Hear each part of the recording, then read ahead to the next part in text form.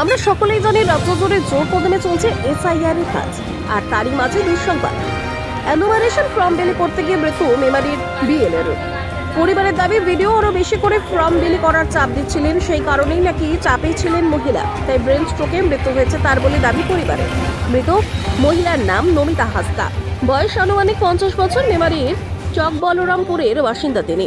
মেমারি 2 নম্বর ব্লকে 278 নম্বর বুথের বিএলও। বর্তমানে তিনি পেশা অঙ্গনারী কর্মী ছিলেন। জানা যায় মেমারি থানার বোহার 2 নম্বর গ্রাম পঞ্চায়েতের চক বলরামপুর বাঙাইপুকুর এলাকার শনিবার এসআইআর এর জন্য এনুমারেশন ফর্ম বিলি করছিলেন। সেই সময় হঠাৎ অসুস্থ হয়ে পড়েন তিনি।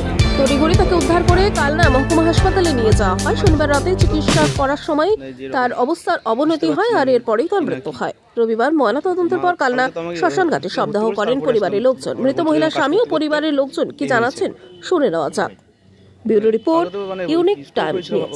পরবর্তী আরো খবর জানতে অবশ্যই চোখ রাখতে হবে শুধুমাত্র ইউনিক টাইম নিউজের পর্দায়। রাতে কি জানতে পারিনি, সকালে আমি জানলাম। তো মা কিসের কাজ করছে? মা অঙ্গনওয়াড়িতে কাজ করে। হ্যাঁ, এখন কিসের কাজ করছে? আমার ওই এসআইআর করছিল, বিএলও কাজ। সেই কারণে কি মানে কি হয়েছে? বলছিল বুঝতে পারছে না কিছু, মাথাতে চাপ, এরকম এত চাপ নিতে পারবে না। চাপ নিতে পারবে না বলতে কোনো জায়গা থেকে কি চাপ আসছিল? সেটা মা আমাকে অত ডিটেলসে বলেনি আমাকে। আমি তো মায়ের সাথে কমই কথা হয়, থাকি না আমি। সবার আগে খবর পেতে চ্যানেলটি অবশ্যই ফলো করুন।